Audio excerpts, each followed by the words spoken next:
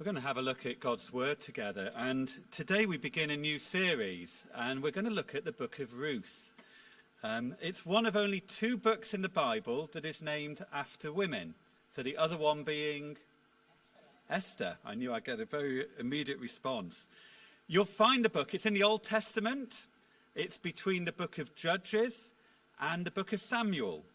And the Book of Judges describes those years following on from Moses, who led the Israelites out of Egypt. You know the great story about that. And then Joshua, who led the Israelites into the Promised Land. And it follows on about what happened once they were in the Promised Land. And the nation was ruled by different judges. It's a pretty rocky time if you read through the book. And one commentator describes it as an era of social and religious chaos, violent invasions, apostate religion, unchecked lawlessness, and tribal civil war. Not a very settled moment for the Israelites. In fact, the last sentence of the book of Judges, it damningly states, in those days Israel had no king, everyone did as they saw fit.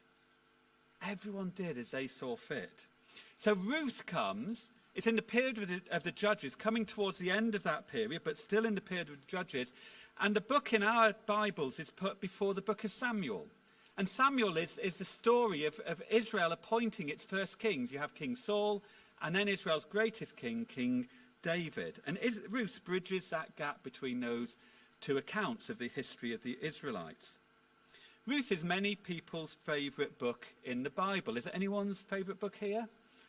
Any? No? Okay. Yes? Yep. Yeah. So one person's favourite book of the Bible in our congregation. So that's great. Now, I know there's others who really love Ruth. It's a beautiful story. It's a great piece of literature, even regardless of the spiritual content. And it's written with consummate skill. There is a Hebrew word, a Hebrew concept, which dominates the book. Now, last year we looked at this concept of shalom, this Hebrew concept, which was very, very rich. The word that dominates the book of Ruth and is throughout the Old Testament is another Hebrew word. It's the word Chesed. Chesed. And it's translated in our New International Version, the passage that's on your sheet, as loving kindness. It's actually not in that passage, but it's translated, NIV tends to translate it as loving kindness. But the word is far richer than that. It covers things like loyalty, faithfulness, goodness, mercy, love, compassion. All those things are wrapped up in this word, Chesed. Could you just have a go at saying the word, Chesed? Just say it to the person next to you, Chesed. We see Chesed is used mainly of God in the Old Testament. It describes what God is like. 2/3 of its occurrences in the Old Testament refer to God's nature, the divine nature. And the book of Ruth is saturated with this background that God is a God of Chesed, a God of loving kindness. Yet we also see that it's copied, it's modelled by the central characters in the book of Ruth, two in particular, and quite contrasting. And we'll come to these later, but there's Boaz. Now, Boaz is a middle-aged man of power and influence. He's an Israelite, and we see that he demonstrates Chesed through his power and his position. The other person who demonstrates Chesed in an exemplary way in the book of Ruth is actually the person the book is named after, Ruth herself. Ruth will show us what Chesed looks like. But she isn't in a power of position and influence like Boaz. She's in a position of vulnerability and powerlessness. She's a foreigner, a woman, a young, childless widow. And yet she shows us what a life of Chesed looks like.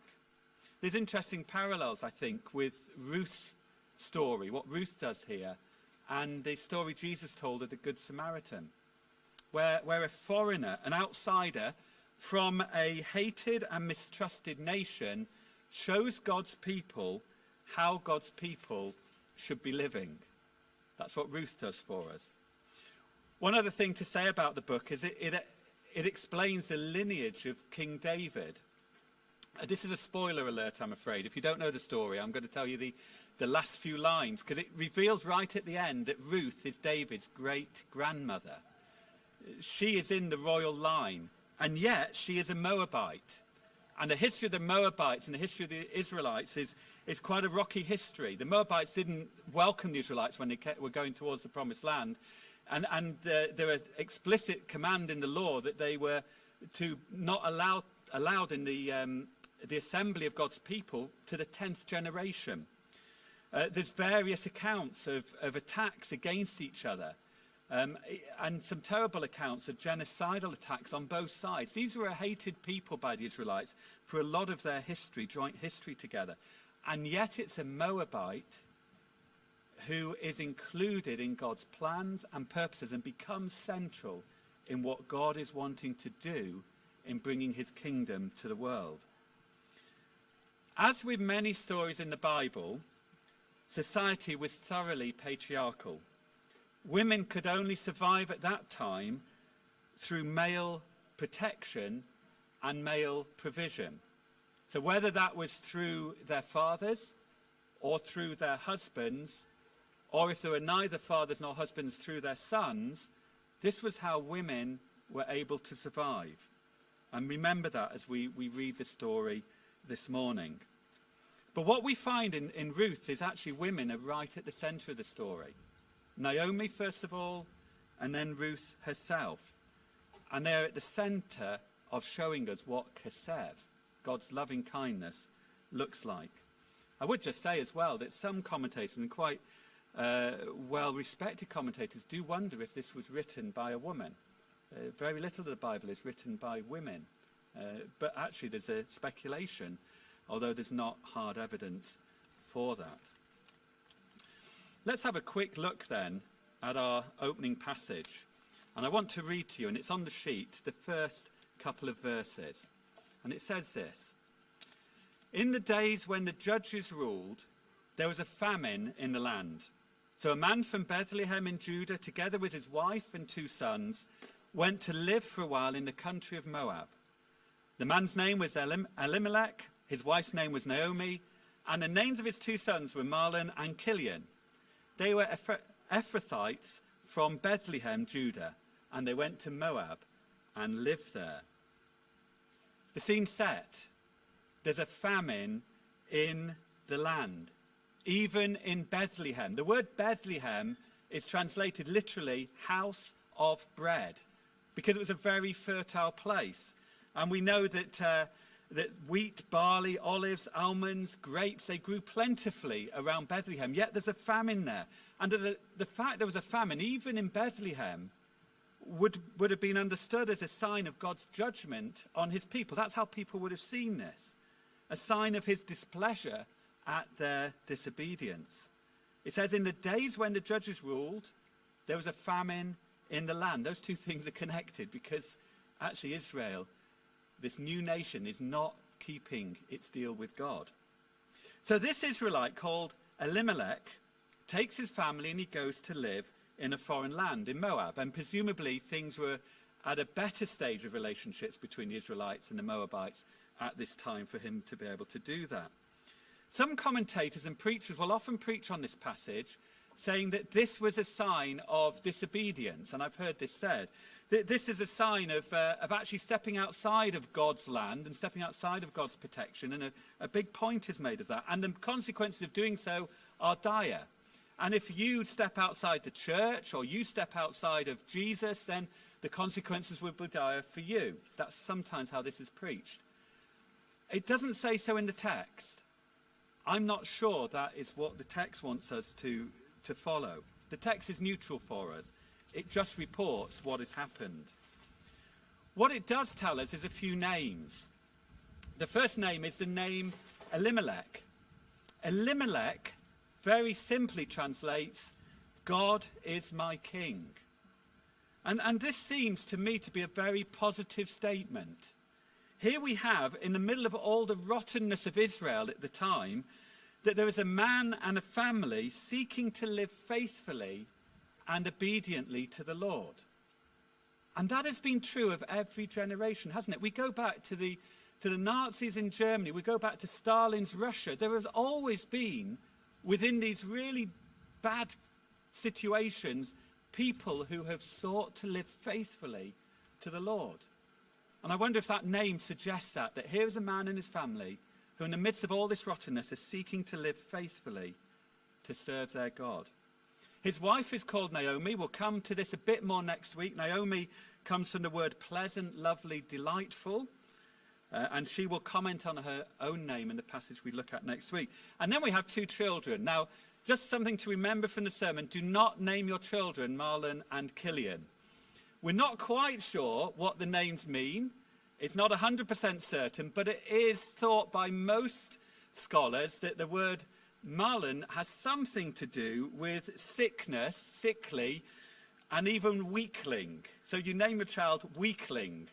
And Killian, it may be something to do with failing or even annihilation. It may well be that these names are put in for this story's effect. But there you are, 2 children. You name them Weakling and Annihilation. It's not a great start for their lives. Let's just read on then what happens in verses 3 to 5. Now Elimelech, Naomi's husband, died, and she was left with her 2 sons. They married Moabite women, one named Orpah and the other Ruth. And after they'd lived there about 10 years, both Mahlon and Killian also died.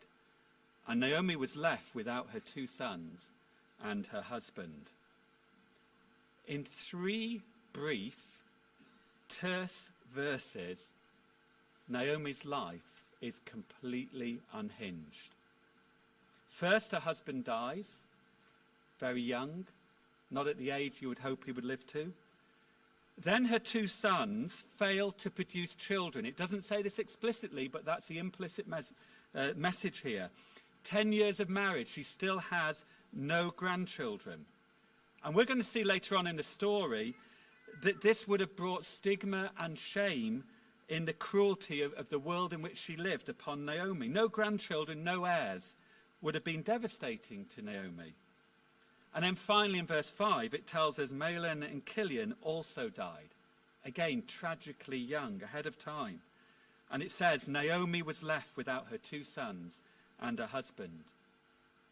Naomi is left battered by this relentless onslaught of tragedy after tragedy. She's left bereft, devoid of those she needs to protect and to provide for her in this patriarchal world.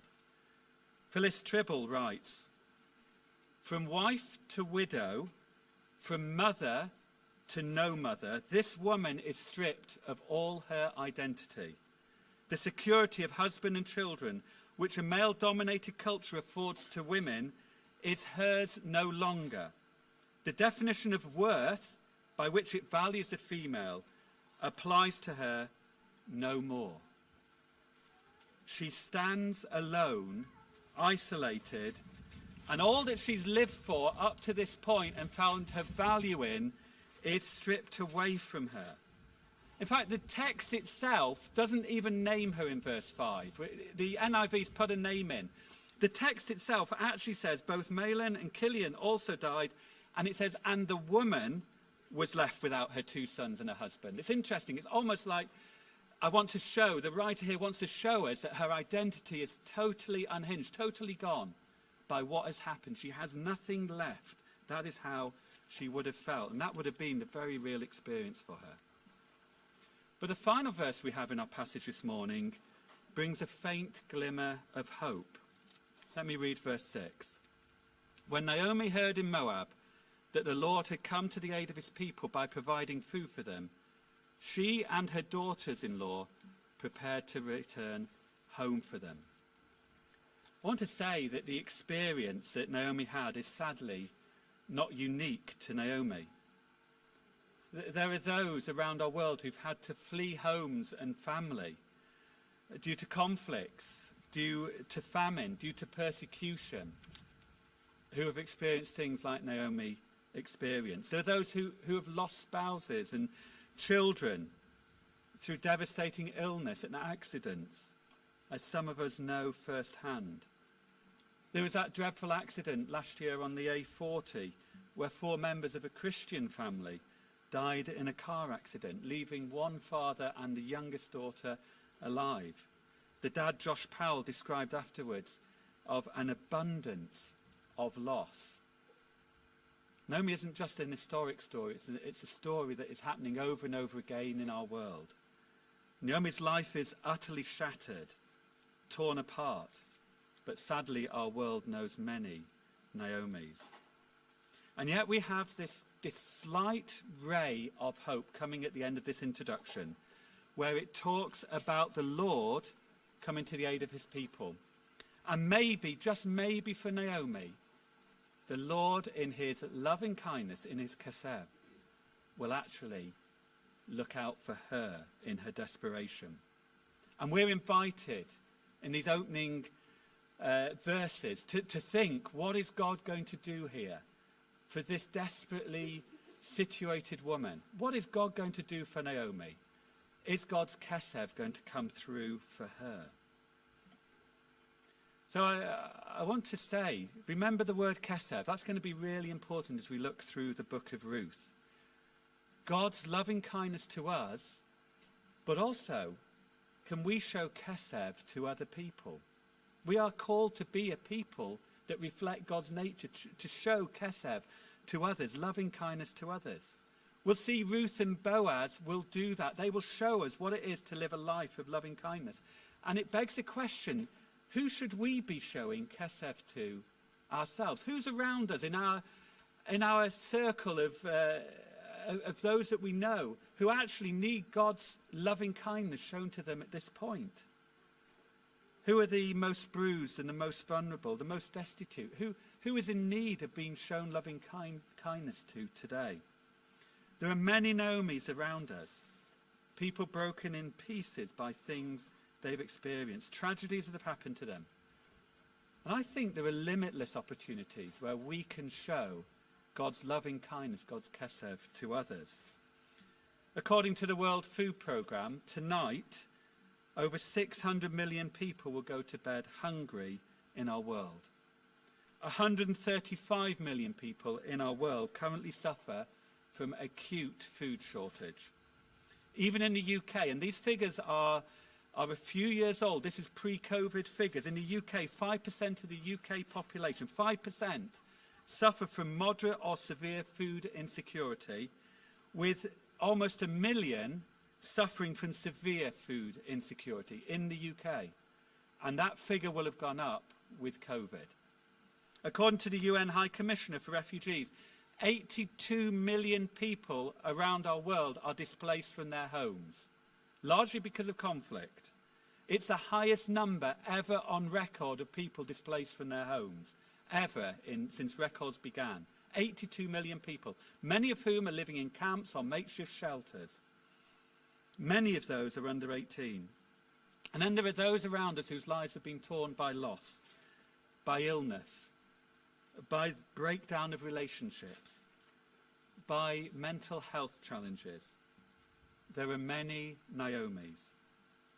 And God calls us, as he is a God of Chesed, of loving kindness, he calls us to show Chesed to others, to reflect his nature, to be a people of Chesed, a people of loving kindness. Let me just give one example of the way this might happen through us. A woman called Kate Hall lost her husband in a tragic construction accident, leaving her to raise her young family on her own. She wrote this on her blog. It has been just over 3 months since Rob has gone, and I've lived through the gamut of unbelief, shock, sleepless nights, tears, numbness, and the reality that I still need to function, parent, and love my kids.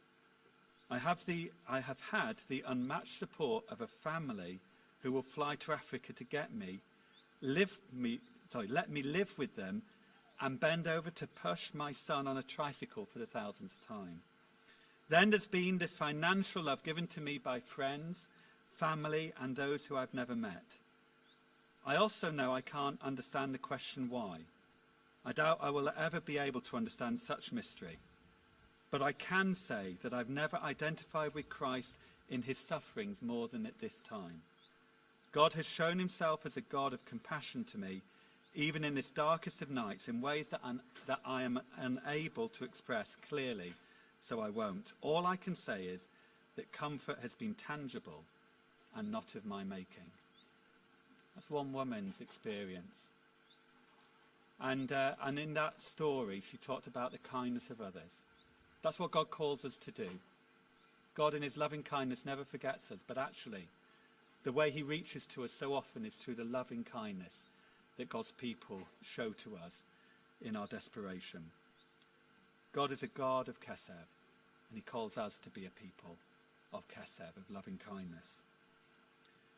I prepared this message on Thursday, and I wasn't 100% certain this is what God wanted me to preach. And Sue sent me a text, and she said this, and I'm going to quote it, Sue. I apologise.